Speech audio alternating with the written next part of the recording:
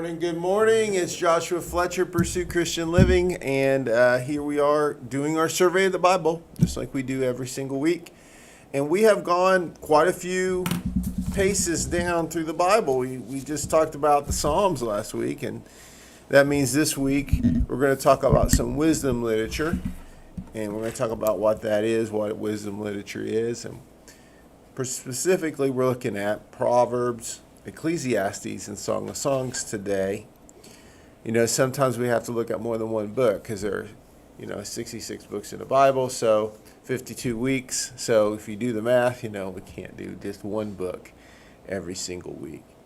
So I also want to remind you that we use as a reference, we're using this, one of the books we're using as a reference is this Illustrated Bible Survey by Ed Henson and Elmer Towns. It's a great textbook, lots of good information in there. And there's no way I can cover all the content for each book of the Bible in just a short teaching like this. But there's some wonderful, wonderful things about these three books we're talking about today from the Bible. And I'll be pulling out some things. So what is wisdom literature? What is it? Well, we're all familiar with short, little, pithy statements, right, that have been passed down to us from, our parents or whatever.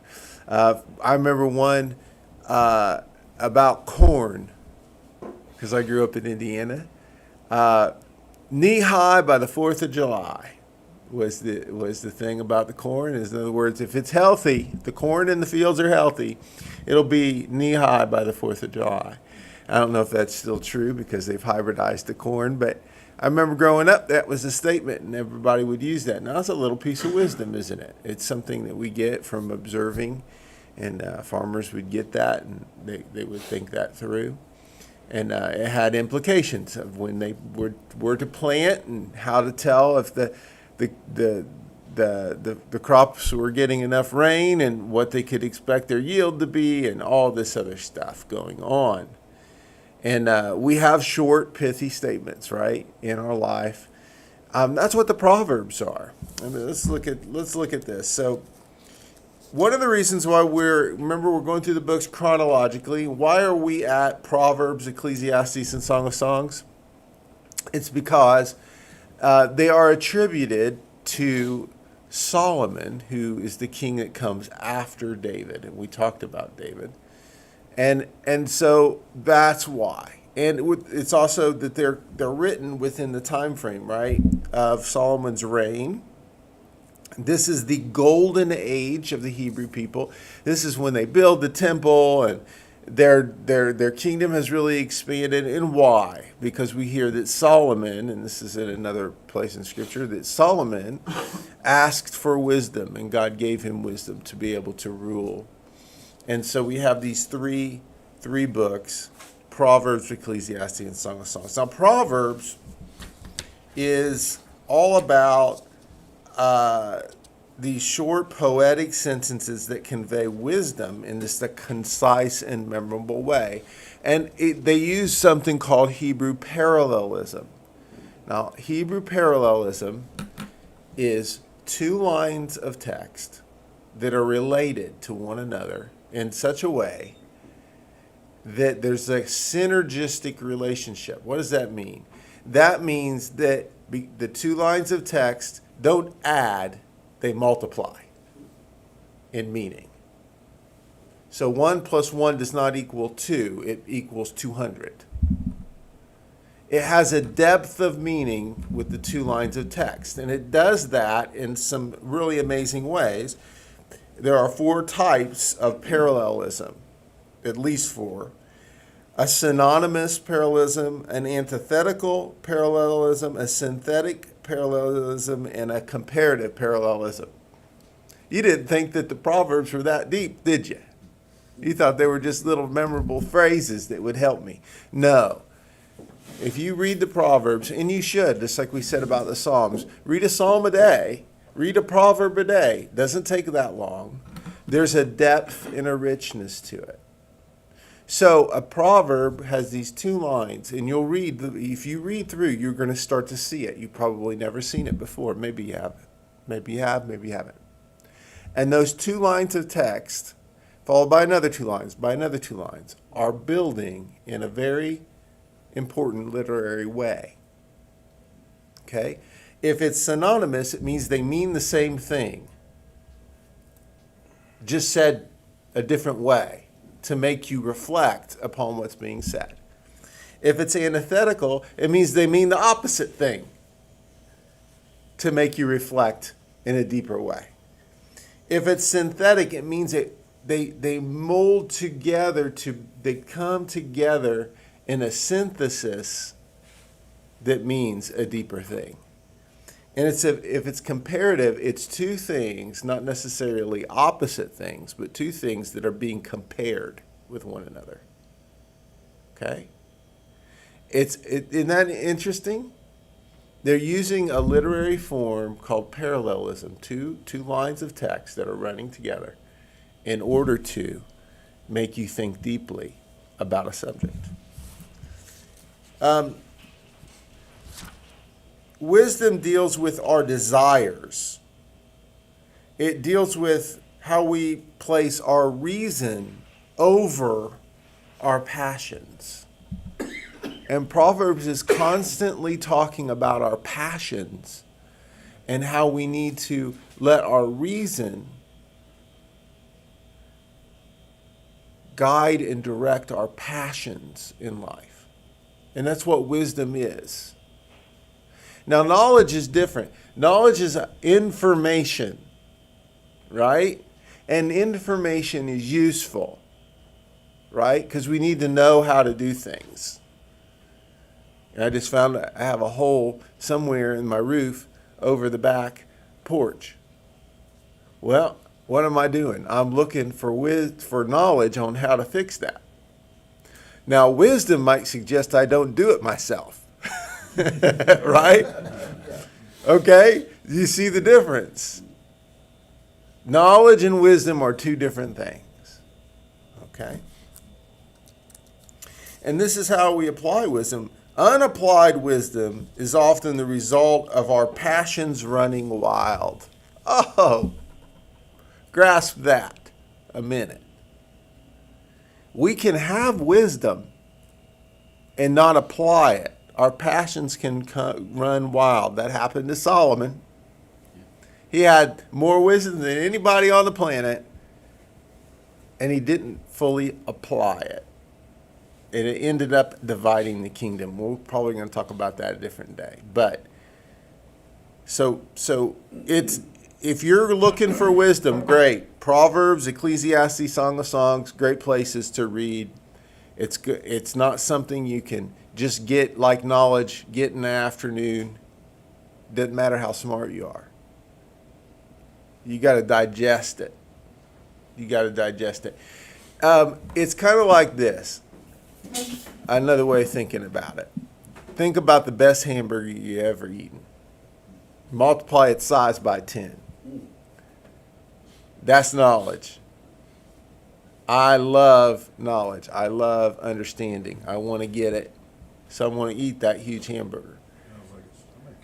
Yeah, it's a stomach ache. I got a bunch of stuff, and if I, in my head, and wisdom suggests that I take my time and I digest the knowledge in such a way that I can apply it. Wisdom is a way of living life. Knowledge is just tools, the building blocks, right? A lot of people will run after knowledge and they don't have any wisdom. Some people will run after wisdom and they won't do anything with it. So I want you to think about that. That's a lot to think about. I want you to comprehend that.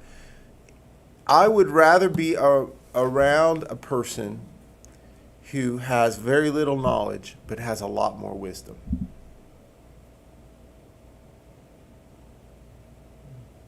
Okay? Big difference. I'll learn more from a person with wisdom than I will from a person that's full of knowledge. Right? Having wisdom and applying wisdom are two very different things. Just remember that. One of the verses in Proverbs that we hear often quoted is this one, Proverbs 9:10. The fear of the Lord is the beginning of wisdom, and the knowledge of the Holy One is understanding. The fear of the Lord is the beginning of wisdom, and the knowledge of the Holy One is understanding. Okay. When we look at Ecclesiastes, it's a whole different type of book. Ecclesiastes is a literary masterpiece. Literally, it's got many types of genres within it. Like I said, it's from the golden age of Israel's history. The author of the book is named Kohelet. Kohelet. That's what he calls himself, which means one who gathers or assembles. One who gathers or assembles people, basically, is the idea. The word Ecclesiastes comes from the Greek word ecclesia, which means the gathered people or to gather. And it's actually the idea is the Latin or Greek titles for a preacher. So Koheleth, translated into Greek, they said is Ecclesiastes, one who gathers to give a discourse. There's strong evidence that Koheleth was actually Solomon, or at least a collection of Solomon's writings. And it is an extremely deep book. It seems like it's kind of a downer. You start reading Ecclesiastes. I mean, the first line is that life is futile, right? What he's saying is the search for a solution to our human condition and the difficulties of life is a futile thing. Even wisdom itself, right, can't give us a solution to our human condition. And why is that? Why is that? Well, it's because the only solution to our human condition is God himself. And we can't, as human beings, understand God. Not completely. His conclusions in Ecclesiastes are, enjoy life, because it's short, that death is a certainty. Okay, so just come to terms with the fact that you're going to die one day. That God is sovereign, that he has the first and the last say. And so you want to get to know God. That's an important thing. And then he says, wisdom demands reverence for God despite our inability to help. It's despite wisdom's inability to help us fully comprehend God and his ways. And that's what he's saying. We need to have reverence for God. Because in the end, no matter what your life experience is, that's the one you're meeting at the end. So you better, if nothing else, if you are a complete failure in everything in your life, do not fail at giving God reverence. Right? That should be number one on your list. Only a fool would live his life without remembering God. Chapter 12, verses 1 and 13. Remember your Creator in the days of your youth, before you are too old to appreciate what God has given you. Right? That's what he says. So it's not, even though it sounds like it's a book of despair, it's not a book of despair. It's a book of truth. He's telling you just plain out the truth. Now, I don't know about you guys if you had kids, were you a slowly pull the Band-Aid off kind of dad, or are you just a rip the thing off, let's go, okay? Just rip it off. Just, come on, let's just get this over with, right, and move on. We got better things to do. That's what Ecclesiastes is. Let's look at the human condition This is rip the Band-Aid off, peoples. And he'll talk about all the things that we experience in life and the difficulties and lay them out there for us so that we'll focus on the one thing that's so important, and that is God. And just not taking yourself so seriously. Enjoy life. It's short. Right? And as you do it, give reverence to God in all that you do. So enjoy life, but don't be profane. Revere the Lord in all that you do. Now, that sounds a whole lot like love God with all your heart, soul, mind, and strength, and love others as you love yourself. And have a good time enjoying God and enjoying others. Have a good time in it. Isn't that what Jesus taught? I don't see Jesus going around, woe is me, man, I got to go to the cross.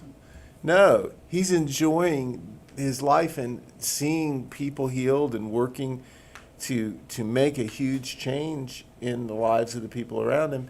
And he goes to the cross and he has tears. He experiences all the human suffering and emotion and temptations. And yet, he still does. He reveres his Father in all that he does. He's a great example of what Koheleth is trying to tell us. Okay, last one, Song of Songs. This is a love song. It's all about love. Okay, that's number one thing we can say. Specifically, there are two ways this has been historically interpreted. And there are people who will say it's only one way or the other way. The two way that the Song of Songs has been interpreted is either allegorically or literally. Okay? It is a lyrical love poem. It's what it is. It's a love poem. Now, poetry translated from one language to another is very difficult to get, very difficult to understand. Okay?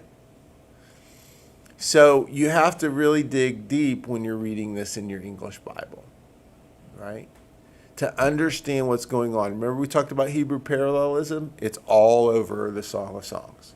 All over the place, at a depth. It is another piece of literary masterpieces. Now, the Bible's full of literary masterpieces. You might not say that one of Paul's letters is a literary masterpiece, but it's not bad, right? But this, among ancient literature, Song of Songs, Ecclesiastes, and the Proverbs, it's literary genius.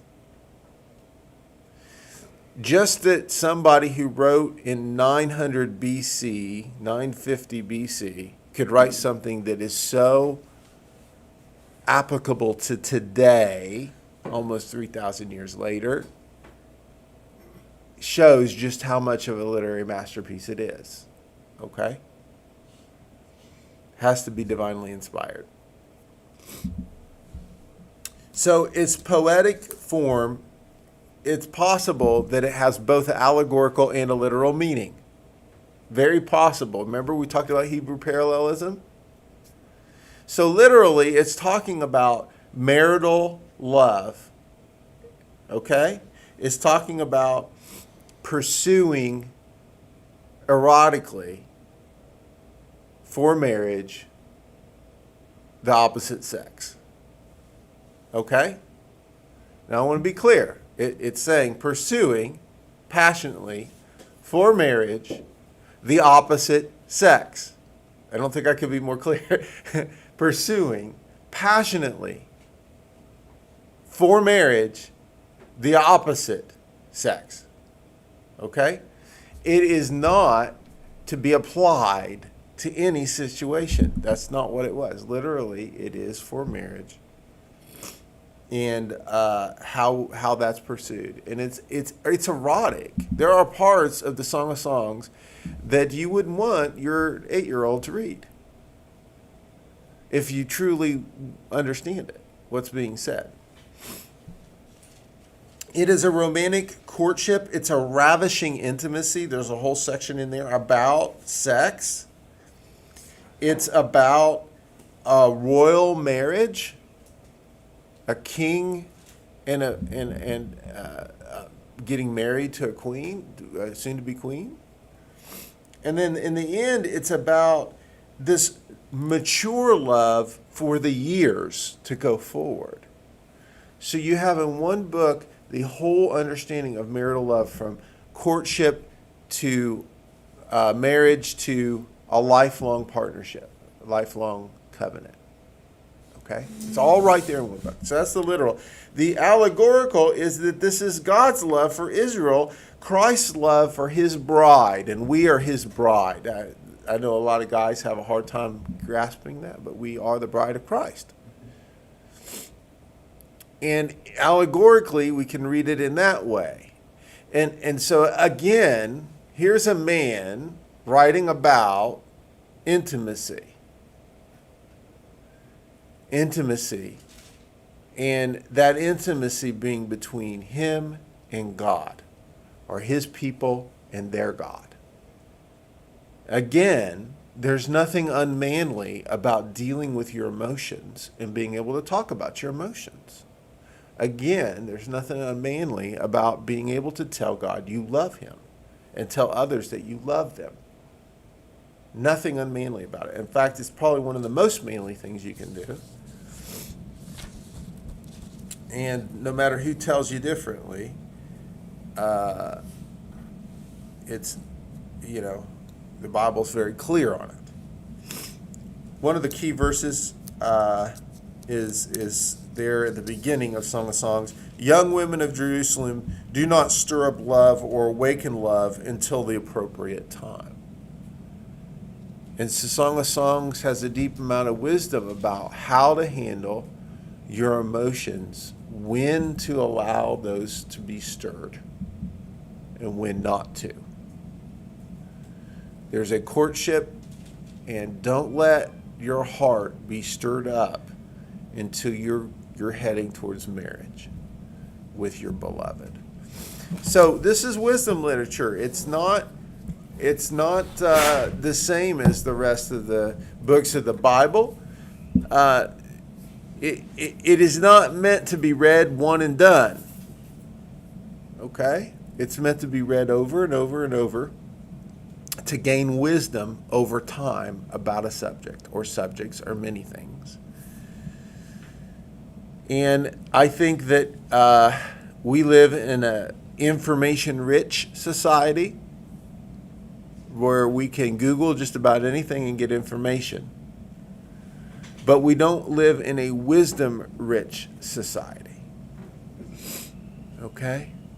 And so now more than ever, it's very important for us to value wisdom, value what's been handed down to us. Not everything that has the word new slapped on it is good for you, right? If you go to the store, one of the marketing techniques is to slap the word new on it. And then for some reason, if you put the word new on the package, people will buy more of it. I got a new package, so here you go. Same old cereal, new package, new flavors. Right. Not really. Nothing's new under the sun, according to Solomon. These old books are full of wisdom for today. You just have to be willing to search for it, to go in there and read it and understand what's being said. So that is your Bible survey for today. Next week we'll be going on to some other things. But God bless you all, and you guys have an awesome day. Bye-bye.